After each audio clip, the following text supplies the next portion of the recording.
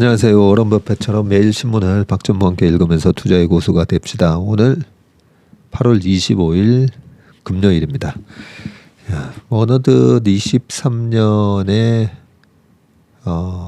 4분의 3이 지나가고 있습니다. 1분기 지나갔고 2분기 지나갔고 7, 8, 9 3분기도 벌써 절반이 지나가고 있습니다. 오늘은 금요일이니까요. 책이 어제 안 그래도 한 권이 또 저희 회사로 왔는데요. 집중투자의 정석이라고 되어 있고요. 출판사가 FM 미디어입니다. 보통 이 번역을 원제목과 약간 또 다르게 번역을 하는 경우가 있어서 원제목은 뭔가 봤더니 원제목이 Concentrated Investing 이라서 원제목하고도 똑같이 번역을 해놨습니다. Concentrated Investing, 집중 투자인데 여기서는 집중 투자의 정석. 그러고 보니까 이 차트의 정석, 요즘 수학의 정석, 거기서 이제 정석을 좀 따온 것 같은 느낌이 들고요. 2016년도에 나온 책이었네요. 세 명이 공저를 했는데요. 엘렌 베넬로, 마이클 벤 비머, 그리고 토비아스 칼라일 했고 이건 오인석님이 번역을 하셨네요. 근데 책을 받아서 제가 이래 쓱 보면서 처음에 우리 홍진철 대표가 라쿤 자산운용의 홍진철 대표가 추천사를 썼길래 추천사를 읽는데 우리 홍 대표가 참 책도 많이 읽고 해서 굉장히 깊이가 있는 그런 책도 저번에 썼었죠. 거인의 어깨 1, 2권도 상당히 이제 좋은 내용이었는데 여기서 이제 추천에 글에서 이렇게 얘기합니다. 몇 종목에 분산 투자하는 것이 적절한가? 많은 투자자가 자주 하는 질문이다. 뭐 이렇게 쭉 돼 있는데 분산을 할수록 개별 기업의 리스크가 줄어들잖아요. 그러면서 그 종목이 200개, 300개, 500개 이렇게 되면 이제 거의 마켓하고 똑같이 되는 건데 이 책에서 이야기하고자 하는 것은 집중 투자를 단순히 종목 수를 기준으로 한 분산 투자의 반대말로 이해하면 안 된다. 이렇게 돼 있고 홍 대표가 또 워런 버핏 완전 오타쿠잖아요. 워런 버핏이 무슨 말을 했고 워런 버핏의 투자 스타일에 대해서 뭐 가장 잘 이해하고 있는 사람이 홍 대표라고 생각하는데요.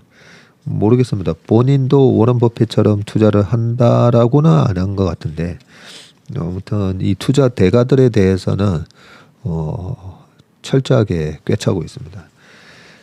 그러면서 이렇게 얘기합니다. 워런 버핏이 한 얘기 중에 뭐 첫 번째도 두 번째도 돈을 잃지 말라. 이렇게 얘기를 했지만 널리 알려져 있지 않은 그 다음 발언이 더욱 의미심장한데 그 다음 발음이 가치보다 훨씬 낮은 가격에 사고 그걸 묶음으로 사면 웬만해서는 돈을 잃지 않는다라고 했답니다. 가치보다 싸게 사되 묶음으로 사라.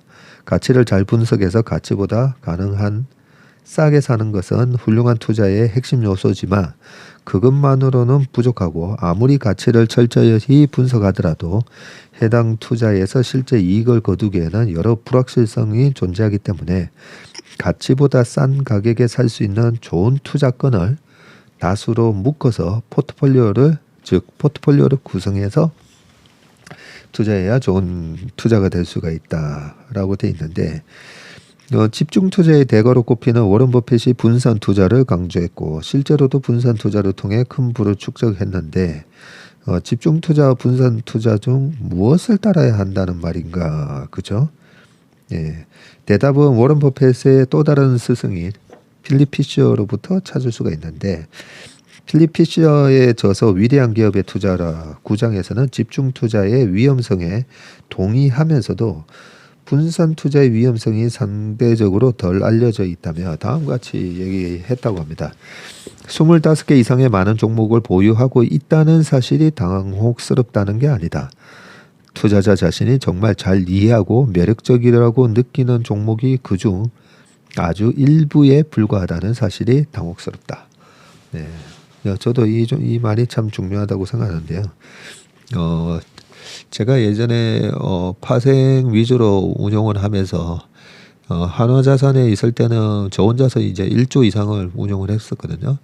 근데 보험, 전액보험이나 이런 데 맡기신 돈을 운용을 할 때는 저는 그동안에 이제 보험사 자금을 맡아서 여러 운용을 하는 회사들이 많은데 그때 제가 내린 결론이 이렇게 좀 중요한 자금 같은 경우에는 인덱스 플러스 알파 전략이 맞는 것 같다라는 생각을 해가지고요. 그때 저희 사장님한테 제가 제안을 해서 인덱스 플러스 알파 그런 전략을 이제 인핸스드 인덱스 전략이라고 하거든요.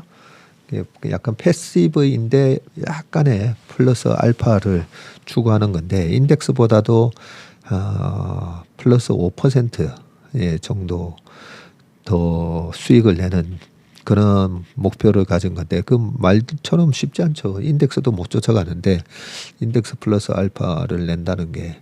근데 그때 당시에 제가 2007년 8년 코스피 대비 한 1400bp 한 14% 그렇게 아웃을 하고 있었기 때문에 저의 액티브 벳이라고 합니다. 액티브 벳.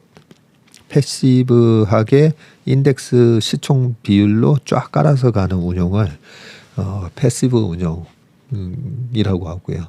거기서 삼성전자가 비중이 시총 비중이 20%인데 나는 삼성전자 아닌 것 같아서 그걸 빵으로 간다든지 아니면 좀 이따가 뭐 네이버 이제 챗 GPT 요 관련돼서 하겠지만 네이버가 시가총액 비중이 한 3%인데 정확하게 시총 비중을 말씀을 드릴게요.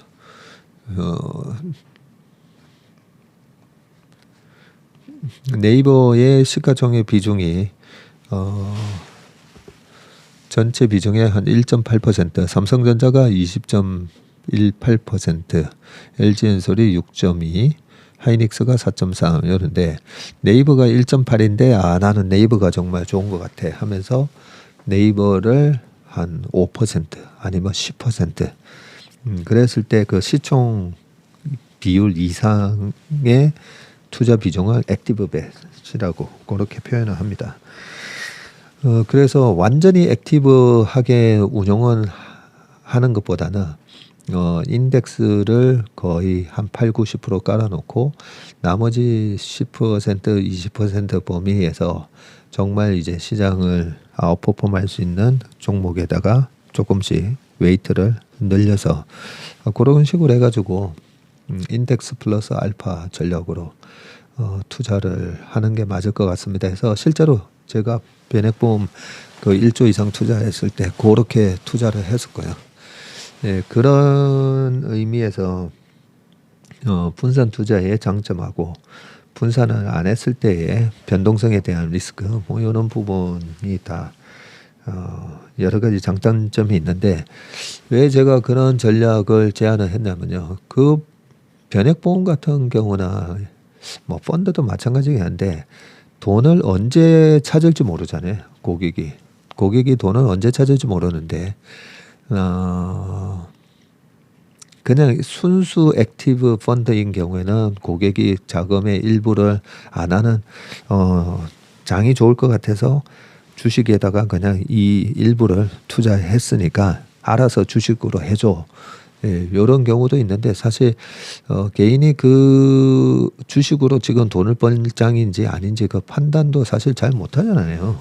그 대중들의 쏠림 현상은 오히려 거꾸로 가고 뭐 펀드 운용사도 마찬가지긴 하지만요. 예, 그렇기 때문에 저는 항상 돈을 언제 찾을 줄 모르기 때문에 펀드의 수익률 변동성이 너무 크면 안 된다라고 생각을 했었습니다. 그러니까 펀드의 수익률 변동성이 너무 크면 정말 뭐 한 종목 몰빵을 해놨는데 시장 색깔하고 안 맞아가지고 시장은 쭉 올라왔는데 안 올라가는 것도 엄청난 리스크잖아요. 그런 차원에서 그 자금의 성격에 따라서 분산의 정도도 결정이 돼야 된다는 생각이고요. 그냥 주식으로 내가 승부를 걸겠다. 주식으로 그냥 나는 뭐 아니면 또 무조건 나는 이걸로 승부를 걸겠다. 그러면 정말 압축해서 해야죠. 압축해가지고. 근데 어떻게 압축을 해야 되느냐는 방금 여기서도 필립 피쉬의 얘기처럼 아니 어떻게 투자자들이 정말 잘 이해하고 매력적이다고 느끼는 종목이 몇 개 안 되면서 막 그냥 쫙 깔아놨다는 거죠. 그렇게 해서는 안 된다는 거죠. 네. 그런 얘기했고요. 그다음에 이 위험이란 무엇인가? 요 얘기 참 괜찮은 얘기인데 위험이란 도대체 무엇인가? 쉬운 말로는 손해 볼 가능성이잖아요. 워런 버핏의 표현을 빌리자면 투자란 장래에 더 큰 구매력을 얻기 위해서 현재의 구매력을 타인에게 이전하는 행위이므로 위험이란 그 목적을 달성하지 못할 가능성, 즉 영구적인 구매력 손실 가능성이라고 정의할 수 있다. 네, 되게 좀 어려워 보이지만 실제 인플레이션 개념까지 기회비용까지 다 반영을 한 얘기이고요. 그리고 그 밑에 나오는 게 주식은 기업의 자기 자본에 대한 소유권이다. 그죠? 주식이 자기 자본에 대한 소유권인데 요 뒤에 중요한 얘기가 나옵니다. 기업은 주주로부터 돈을 받아서 경영하고 이익잉여금을 만들어서 주주에게 돌려주는데 문제는 경영을 얼마나 잘해서 올해 혹은 매해 잉여금을 얼마나 만들지 모른다는 점이며 이익이 얼마가 날지 잘 모른다는 점이고 또 하나가 잉여금을 만든다 하더라도 그 돈을 언제 주주들한테 돌려줄지 모른다는 점이다. 이게 주식 투자의 핵심이라고 보시면 돼요. 내가 투자하는 기업이 얼마나 돈을 잘 벌까?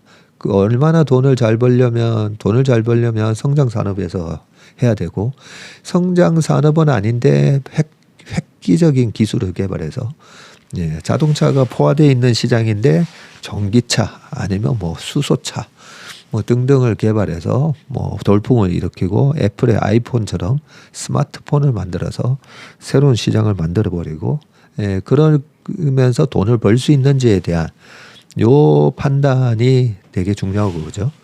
그런데 정말 또 중요한 게 그렇게 돈 벌어서 그 회사에서 그 돈을 주주를 위해서 쓰는가, 주주한테 돌려주는가, 아니면 그걸 개인적인 사적으로 쓰는가. 소위 말해서 좀 쉽게 얘기해서 주주를 뭐 이렇게 주주를 개똥으로 보느냐. 뭐 그게 엄청난 차이가 있는 거죠. 그런 점에서 오늘 어젯밤에 있었던 엔비디아 실적 발표도 보면 25빌리언 달러 정도의 이익을 내는데 거의 자사주 매입이랑 이런 부분이 거의 그 정도의 돈을 또 쓴다고 합니다. 그래서 미국 기업하고 우리나라 기업의 차이가 돈을 벌어서 주주들한테 또 얼마나 돌려주는가 여기서 큰 차이가 있는 거거든요. 우리 시장의 리스크 중에 하나가 저는 요 리스크라고 봅니다. 주주한테 얼마나 돈을 돌려줄 건가. 네, 그런 측면에서 우리가 투자를 할 때 제가 반드시 그 기업의 오너 리스크 저는 체크하거든요. 오너가 도덕적인지 아닌지 그런 거 되게 체크합니다. 오너가 도덕적이지 못하다 하면 아무리 돈을 잘 벌 것처럼 막 얘기하고 실제로 지금 당장 돈을 잘 벌고 있다 하더라도 트레이딩 관점으로 먹고 도망 나와야 되지 장기적으로 이래 끌고 갔다가는 결국은 주주한테 돌아오는 몫이 없어서 주가가 다시 떨어지는 그런 부분이 있으니까요. 참고하시기 바라겠습니다. 책 얘기를 하다가 길게 좀 얘기를 했는데 좀 중요한 얘기라서 제가 좀 길게 말씀을 드렸습니다. 예, 먼저 첫 번째 기사 한번 보겠습니다. 챗GPT보다 6,500배 더 학습했다. 네이버 한국어 AI 공개라고 돼 있고 이 하이퍼 클로버 X죠. 네, 최수연 대표가 직접 어제 서울 그랜드 인터내셔널 인터컨티넨탈 서울 파르나스에서 이 기조연설을 하면서 발표를 했었네요. 검색, 모바일, 이커머스로 이어진 네이버의 성장 엔진 바통을 생성 AI로 넘겨받을 수 있을까? 네이버의 태생이 20년 전에 이제 검색으로 했다가 그 다음에 모바일에서도 전부 다 뭐 네이버 들어가서 했었잖아요. 처음에도 그때도 모바일이 나왔을 때 스마트폰으로 됐을 때 제가 그 걱정을 했던 기억이 납니다. 이제는 네이버 가서 검색하는 게 아니라 여러 가지 앱들이 있잖아요. 앱. 그 앱으로 들어가서 뭘 찾고 지도 앱으로 들어가서 뭘 찾고 내비게이션 앱으로 들어가서 하고 옛날에 김 기자였고 지금 카카오한테 인수되어 있지만 그러면서 와, 이 네이버가 거대한 위험에 빠졌다 이런 생각도 했었거든요. 근데 그 하나하나의 앱 비즈니스들을 네이버가 거의 다 해버리더라고요. 그러면서 지금은 네이버 안에서 다 되죠. 네이버 안에서도 네이버 안에서도 내비게이션 기능 다 되고 그죠? 지도 등등뿐만 아니라 뭐 거의 다 됩니다. 그래서 예전에 처음에 걱정했던 게 오히려 그런 앱들이 네이버로 다 흡수돼 버리는 모습을 보이면서 모바일에서 오히려 스마트폰이 생기면서 네이버의 매출이라든지 큐 성장이 더 이루어졌고요. 그러고 나서 또 전자상거래 하는데 전자상거래도 네이버에서 다 이루어지면서 이커머스 분야에서도 또 성장 모멘텀이 됐다는 거죠.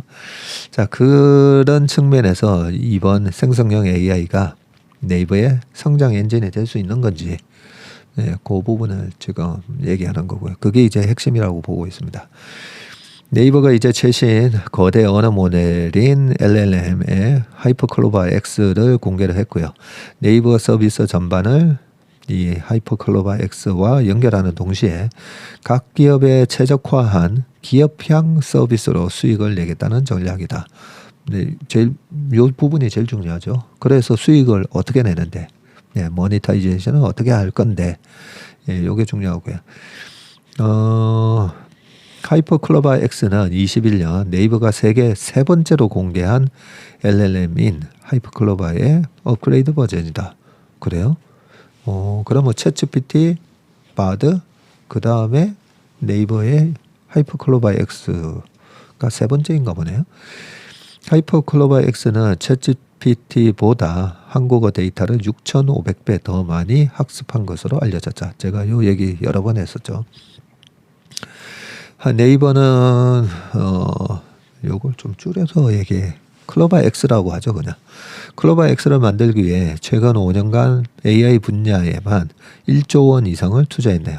이날 최수연 네이버 대표는 다양한 서비스로 창작자 사업주, 광고주 파트너를 연결하고 이들이 성장해서 다시 플랫폼 성장을 이끄는 위닝 루프, 승리의 선순환, 위닝 루프가 우리의 성공 공식이라며 이 루프에 하이퍼 클로바 X를 더해서 성공 속도를 가속화하겠다고 얘기를 했네요.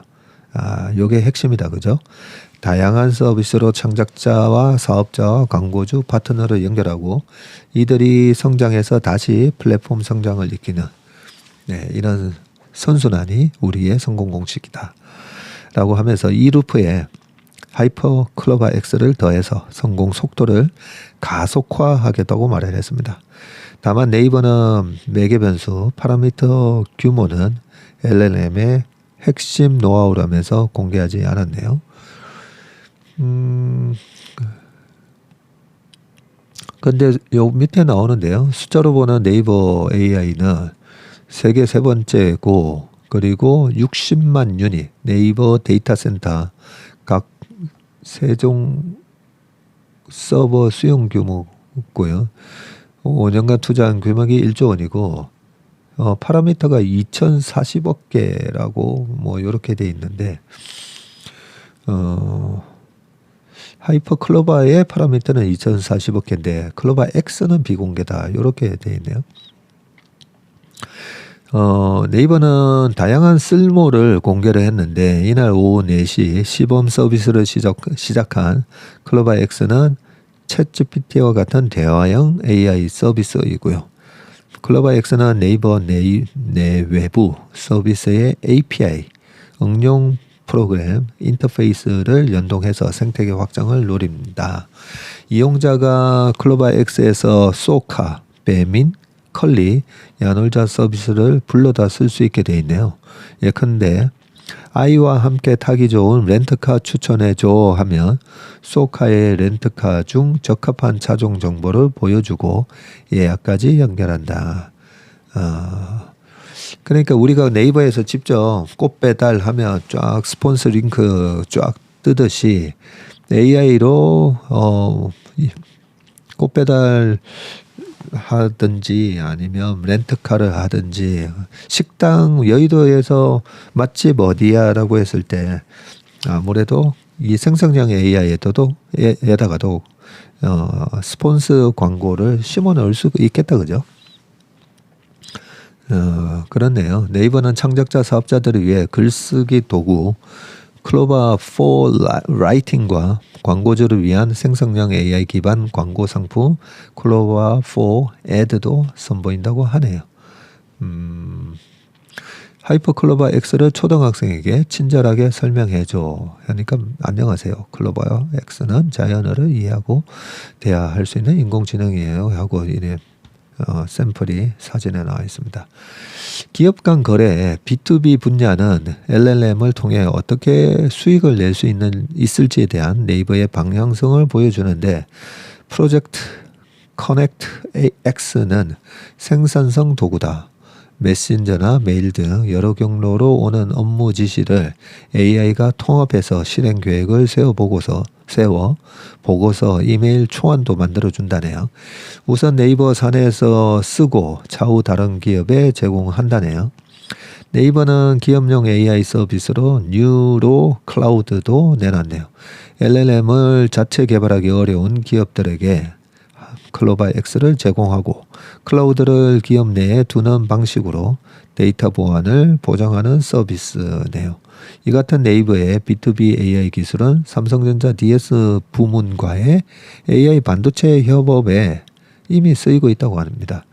네이버 주가는 어제 6.25 올랐고 오늘은 뭐 좀 전에 보니까 한 5% 큰 폭으로 이제 빠지고 있는 모습을 봤는데 얼마 빠지고 있나요? 네, 6.3%까지 빠졌네요. 어제 올란 거 지금 다 토해내고 있는 그런 모습입니다. 하지만 글로벌 LLM 모델에서 제기된 hallucination, 환각 오류는 하이퍼 클로바 X에도 남아있다. 생성 AI 서비스가 허위 정보를 그럴싸한 사실처럼 답하는 기술적 오류다. 이런 게 챗GPT 처음에 나왔을 때 되게 많았었죠. 이에 대해서 네이버는 출처가 명확한 문서를 사용하는 기술들로 답변의 정확도를 높였다고 합니다. AI 학습용 콘텐츠의 저작권 침해 문제도 우려 요소다. 이 챗GPT나 바드로 다 뺏길 거냐 아니면 네이버가 이쪽 LLM 이쪽 생성형 AI에서도 국내에서는 거의 뭐 독점적인 지위를 유지할 거냐 경쟁 구도 그죠? 이 경쟁 구도에 대한 예측이 앞으로의 이제 주가 향방을 가를 건데 이 6,500배나 되는 그런 한글 데이터 뿐만 아니라 우리가 네이버를 이용하는 이유가 네이버 지식인이라든지 실제로 뭐 식당 검색을 해도 훨씬 데이터가 많잖아요. 그래서 저도 습관적으로 그냥 구글에서 검색하다가 바로 또 네이버로 넘어가거든요. 그래서 네이버에 있는 네이버 지식인에 올라와 있는 그런 데이터들 다 감안을 해보면 결국은 한국에 있어서 생성형 AI는 계속 네이버가 주도권을 갖고 가지 않을까 뭐 그런 생각도 해봅니다. 맞는지 안 맞는지는 요 촬영을 끝내고 나서 채슬리 투자자문은 어떤 곳인가? 네, 그렇게 한번 질문을 해보겠습니다. 네, 그다음 기사는요.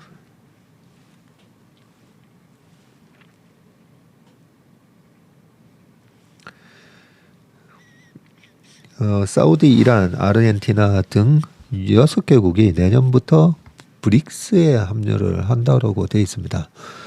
브릭스 하면 브라질, 러시아, 그리고 인도,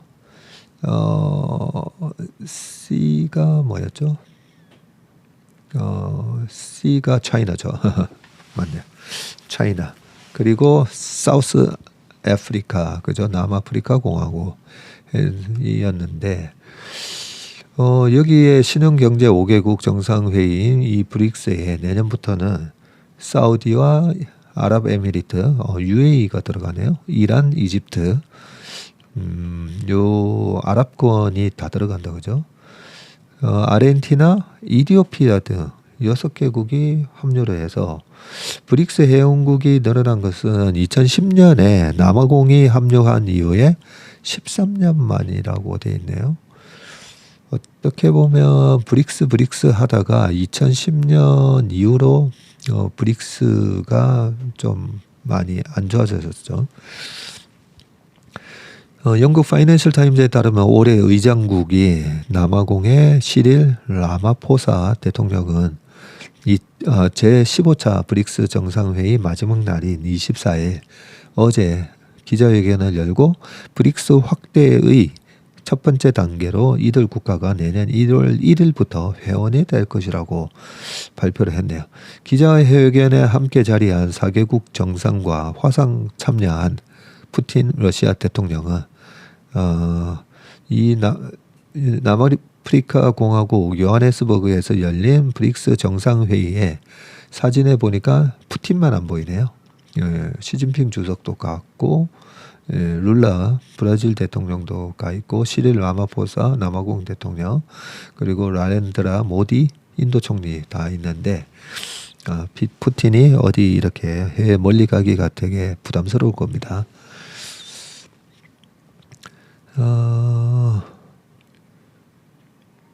네, 이렇게 축하의 뜻을 전했고요. 시진핑 중국 국가주석은 브릭스 확대는 국제사회의 기대에 부합하고 신흥시장과 개도국의 공동이익에 부합한다면서 중국은 항상 개도국과 호흡하고 운명을 같이 했다. 과거와 현재, 앞으로도 영원히 개도국의 일원이 될 것이라고 강조했다고 중국 외교부가 밝혔습니다. 시 주석은 또 자신이 제안한 글로벌 개발 이니셔티브 GDI를 위해서 100억 달러, 약 13조를 내놓겠다고 뜻을 밝혔고요. GDI는 개도국의 화두인 발전을 앞세워서 중국의 우군을 규합하겠다는 계획으로 자유민주주의 등 이념 가치를 앞세워 동맹과 우방을 규합하려는 미국의 대정책과 대비된다. 그리고 푸틴은 우리는 브릭스의 영향력 확대를 위해 오늘 시작한 작업을 계속할 것이라고 뭐 그렇게 얘기를 했네요. 비공식적으로 지금 이번에 회원으로 선정된 6개 국가 외에도 베네수엘라, 말레이시아 그리고 베트남 등 17개국이 브릭스 가입을 공식 요청을 했었네요. 비공식적으로 관심을 표명한 국가까지 포함하면 40개국이 넘는다고 합니다. 파이낸셜 타임즈는 이번 결정은 주요 7개국 G7 정상회의의 경쟁자가 되기 위해 브릭스의 급속한 확대를 추진했던 중국의 승리라고 지적을 했고요. 6개국은 모두 중국의 1대1로 육해상 실크로드 사업 참여에 서명한 국가라고 되어 있습니다. 시 주석은 전체 연설에서 신흥국들의 힘을 모아야 한다. 뭐 이런저런 얘기를 했고요. 인도는 브릭스 회원국이 되려면 국제 제재 대상이어서는 안 된다는 기준을 제시했고요.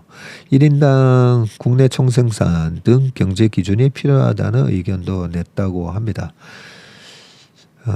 바이든 행정부 출범 이후 미국과 엇박자를 내는 사우디는 이번 브릭스 가입으로 외교의 무게중심을 중국하고 러시아 쪽으로 한 발짝 더 옮겼고요.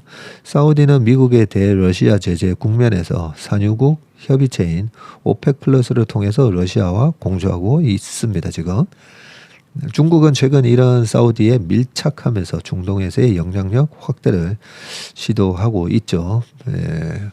원유 결제도 위안화로 하자 뭐 이런 얘기까지도 했었습니다. 한편 브릭스는 회원국이 11개국으로 늘어나더라도 기존 5개 회원국 이름의 첫 알파벳을 딴 이 브릭스 명칭은 유지할 가능성이 크다라고 얘기를 했습니다. 미국 중심의 이제 패권에 중국 그리고 러시아 그리고 인도 사우스 아프리카 등등 거기에다가 이제 중동까지 이제 좀 이렇게 합쳐지는 그런 그림이네요. 예, 그다음 기사는 이윤정의 판 앤 펀 진화하는 K-팝 K의 정체는 이라는 부분이고요. 요 기사도 제가 앞에만 살짝 봤었는데 우리나라 K-팝이 뭐 대단하지 않습니까? 그러면 이런 히트를 치게 되는 그런 근본적인 원인은 뭔가 그런 걸 계속 파악을 해놔야 다음에도 어떤 히트 상품이 딱 뜰 때 요거 확장성이 어느 정도 되겠다. 어느 정도의 투자에 있어서 소위 말해서 이게 어느 뭐 대박이 되는 투자건인지 아닌지 판단할 수 있잖아요. 그죠? 자, 읽어보겠습니다. 이윤정 문화 칼럼니스트시네요. 그러니까 K-팝이란 게 뭐였지? 뉴진스의 곡들을 들으며 새삼 이런 질문을 떠올렸다. 영국 옥스퍼드 사전의 정의는 간단했다. 한국의 팝 문화, 팝 뮤직 from South Korea. 그런데 요즘의 K-팝에서 한국이라는 국적은 큰 의미가 사라졌다. 이제는 옥스퍼드 사전이 아니라 이 챗GPT나 뭐 이런 데 물어봐야 될 것 같아요. 그죠? 예, 하이퍼 클로바에도 한번 물어봐야 되겠네요. K-팝이란 무엇인지. 아무튼 이 한국이라는 국적은 큰 의미가 사라졌고요. 외국 가수들이 참가한 그룹은 셀 수 없이 많아졌고 JYP 박진혁은 아예 북미의 K-팝 그룹을 만들겠다며 오디션을 치르고 있다. 그렇다면 K-팝은 하나의 음악 장르인 걸까? 라틴 팝 같이 지역 전통 음악을 베이스로 한 음악과 비교해 볼 때 혼성 장르의 성격을 띤 K-팝을 별도의 팝 하위 장르라고 하기는 힘들다. 그러니 정색하고 K-팝의 정의를 말하자면 설명이 길어진다. 그래도 우리는 모두 안다. K-팝이 어떤 느낌인지. 그렇죠. 어떤 느낌인지는 아는데 뜬금없이 K-팝의 정의를 생각해 본 건 뉴진스가 그만큼 새로웠기 때문이다. 우리가 알고 있는 기존의 K-팝의 느낌과는 완전히 다른 음악인데 여유로움, 투명함, 친근함, 자연스러움, 그리고 로파이, 미드 텐션. 뉴진스를 리뷰할 때 외국의 음악 잡지들이 붙이는 말들이라고 합니다. 강렬한 비트와 칼군무, 복잡한 코드 진행, 걸크러쉬 같은 강렬함과 자극이 대표적 이미지였던 것에 비하면 큰 변화다라고 하네요. 피치포크 같은 음악 전문지는 뉴진스의 미니 앨범 Get Up의 역대 K-팝 중 스테지와 아이들 1집에 이어 두 번째로 높은 평점을 주었고 콧대 높은 마니아들도 고개를 끄덕인다고 합니다. 이제 어깨에 힘을 빼고도 이만큼 할 수 있어 라는 우쭐한 팬심이 솟구친다. 그뿐인가. 40, 50대 중년들도 내가 K-팝을 잘 몰랐었는데 라며 애정 담긴 댓글을 달기 바쁘다고 하고요. UK 게러지, 저지 클럽, 파벨라, 펑크 등 다양한 요소를 가져와서 대중적으로 포장했다는 그 음악적 비결을 몰라도 살랑살랑하는 이 음악은 듣기에 즐겁고 쉬우면서도 세련되고 자꾸 듣고 싶어진다. 세대를 아우르고 대중과 전문가를, 한국과 세계를 아울렀다. 라고 되어 있고요. 밑에 쭉 좀 더 내려가세요. 혁신적이지만 감정적으로 세밀하고 복고적이면서도 첨단의 느낌인 음악, K-팝의 문법과 전형성을 탈피하며 보편적으로 나가는 K-팝은 이렇게 음악적으로 넓어지고 진화하고 있다. 그러면서 진화하는 K-팝의 K에 어떤 것이 더 담겨야 하는지 생각해 보게 된다. 권위 있는 음악 전문지 롤링스톤은 지난달에 가장 위대한 코리안 팝 뮤직 100선을 발표했는데 이들은 K-팝의 시작을 1990년대 서태지와 아이들의 등장으로 정의하면서도 이것을 낳은 한국 가요사 전체를 대상으로 100곡을 선정했네요. K-팝을 바라보는 외부의 시선이 더 진지하고 깊어졌음을 실감케 한다. 우리로서는 오늘의 K-팝 탄생에 이르기까지 우리가 얼마나 풍부한 계열의 대중가요들을 만들어 왔는지를 새삼 자랑스럽게 되돌아보게 된다. K-팝이 진화해 나가며 K는 이런 폭넓은 한국의 대중음악까지 포함되는 의미로 확장되길 기대한다. 쭉 돼 있고요. K-팝의 K에 나라를 대표하는 이라거나 필요하면 국가적 행사에 손쉽게 동원할 수 있는 같은 의미는 더 이상 담기지 않았으면 하고 바라게도 된다. K-팝의 화려한 오늘을 만들어낸 이들은 K-팝 군단의 일원이나 문화 수출의 역군이 되기 위해서가 아니라 한 사람 한 사람이 자신의 예술을 완성하기 위해 피땀 눈물을 흘린 아티스트일 뿐이기 때문이다. 기생충이 나왔을 때도 세계가 열광을 하고 그러면서 봉주르 장르라고 하잖아요. 그 봉준호의 그 영화를 보면 코믹하면서도 사회의 어떤 문제나 이런 이슈에 대해서 아주 예리하게 지적을 하고 기생충 영화 같은 경우에는 대안까지 제시를 했었죠. 그래서 저도 참 대단한 영화였다라고 늘 말씀을 드리는데 그러면서 저 장르가 도대체 뭐지? 라고 하다가 아예 그냥 봉준호 장르라고 그렇게 외국에서 얘기를 한다라는 걸 듣고 참 우리나라 사람들이 주입식 교육에 너무 이렇게 돼 있기 때문에 창의적이지 못하다라고 하는 얘기는 정말 그거는 아닌 것 같아요. 네. 시간이 38분이네. 네, 참 창의적이고 여러 가지가 참 다 갖춰져 있는 나라인 것 같습니다. 북한하고의 그런 대척적인 그런 부분도 있기 때문에 항상 외세 침략도 많았기 때문에 이 생존 능력도 엄청나게 뛰어난데 이스라엘도 마찬가지고 그죠? 예, 창의적인 부분도 참 탁월한 것 같습니다. 가장 한국적인 것이 가장 세계적인 것이다. 어떤 분의 말씀도 또 생각이 나네요. 안병옥의 마켓나우 이유발 규제 위기인가 귀인가. 뒤로 가면 갈수록 이제 시간이 없어지니까요. 마음이 좀 조급해집니다. 이유발 규제 이 부분도 좀 간단하게 좀 읽어보고 넘어갈게요. 이제 탄소세 라운드다. 안병옥 대구대학교 교수님이네요. EU의 철강, 시멘트, 알루미늄, 비료, 전기, 수소 등 6개 품목을 수출하는 국내 기업은 10월부터 탄소 배출량을 EU의 행정부 격인 집행위원회 EC에 보고해야 되네요. 10월부터.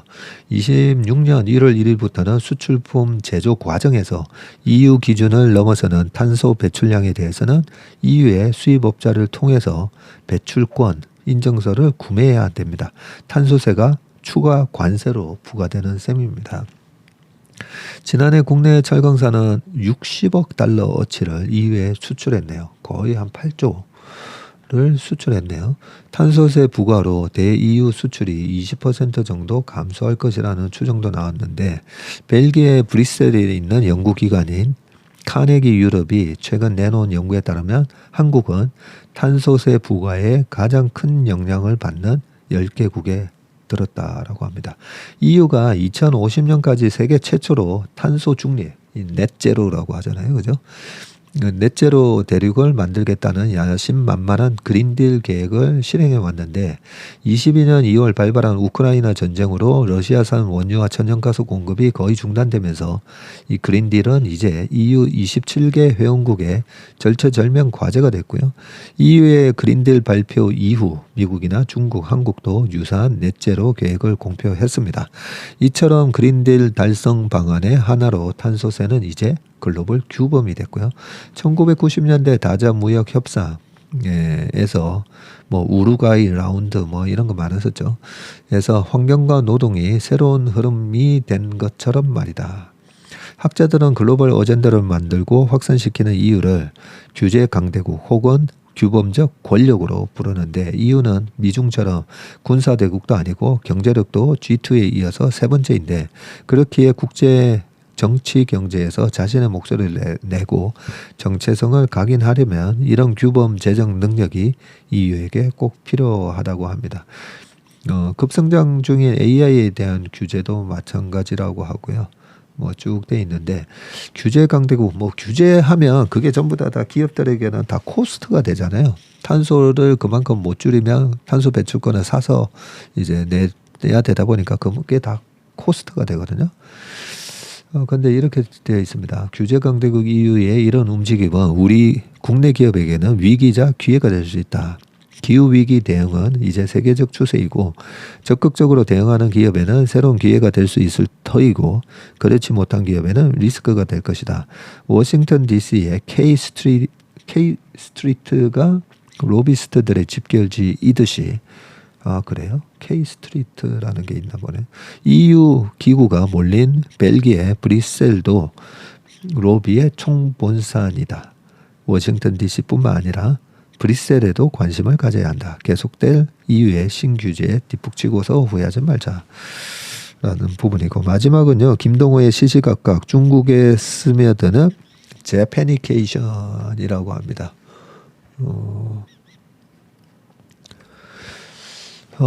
아무도 미처 예상하지 못했다. 중국 경제의 디플레이션 가능성 얘기인데 중국 경제가 흔들릴 수 있다는 전망은 벌써 2008년 베이징 올림픽 이전부터 나왔고 고도 성장의 후유증으로 발생한 거품 때문에 올림픽을 치르고 남은 중국 경제가 휘청일 수 있다는 관측이었다.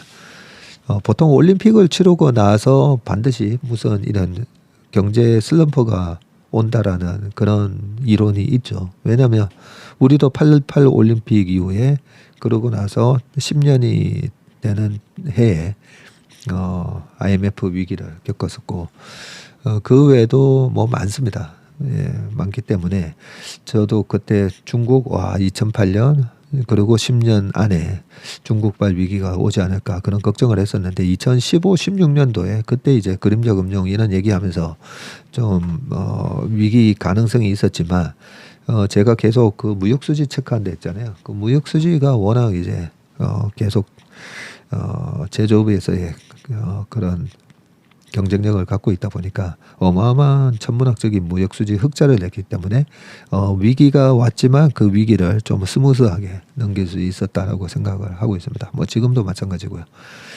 그래서 요 밑에 쭉 읽어보면 일본의 경우 얘기를 하고 그러면서 실제로 요 재패니케이션이라는 얘기했기 때문에 요 부분을 읽어야 되겠네요.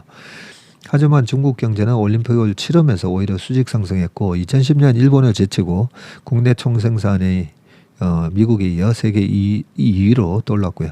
일본 정부와 경제 전문가들은 망연자실해졌다. 중국은 결코 일본을 쫓아오지 못한다든 호언장담이 하루아침에 무너졌고 그 다음에는 중국의 미국 경제 추월론이 급부상했고 2030년에는 중국이 세계 1위 경제대국에 올라선다는 전망이 꼬리를 물었었다라고 돼 있으면서 최근 중국은 또 세상을 놀라게 하고 있다. 소비와 수출이 모두 내려앉고 있었다. 세계 공장에서 세계 경제를 좌지우지하는 경제적으로 떠오른 중국의 돌발 상황이다. 라고 하면서 외국인 투자가들이 인도 베트남으로 이래 빠져나가는 이런 얘기도 하고 있고 중요한 것은 앞으로 중국 경제가 한국에 미치는 영향이죠. 그 힌트는 재패니케이션, 일본식 장기 침체에서 엿보이는데 일본은 1990년을 정점으로 잃어버린 30년의 덫에 빠져들었고 최근에야 가까스로 바닥을 치고 회복적 움직임을 보이고 있지만 본격적인 회복세는 불확실하다. 중국 경제가 재패니케이션에 시달릴 몇 가지 이유 가운데 가장 큰 것은 미국의 전방위적인 견제다. 이게 85년도에 플라자 합의 이후에 일본이 나중에 휘청거렸던 그런 얘기를 쭉 하고 있는 것 같습니다. 네, 그 다음 기사는 한번 쭉 읽어보시면 좋을 것 같습니다. 네, 오늘 웜의 신박은 여기까지 하고요. 네, 주말 건강하시고 안전하고 행복한 주말 보내시길 바라겠습니다. 고맙습니다. 강 세장이 도로했는데도 왜 내 주식은 안 올라가지? 이제는 강 세장이라고 했을 때 기본적 분석과 기술적 분석을 동시에 할 줄 알아야 되는데 이게 참 말처럼 쉽지는 않습니다. 기술적 분석을 겸비를 했을 때 정말 투자의 고수가 되고 강세장에서 돈을 벌 수가 있고 약세장에서 내 돈을 지킬 수 있는 그런 수단으로 쓸 수가 있습니다.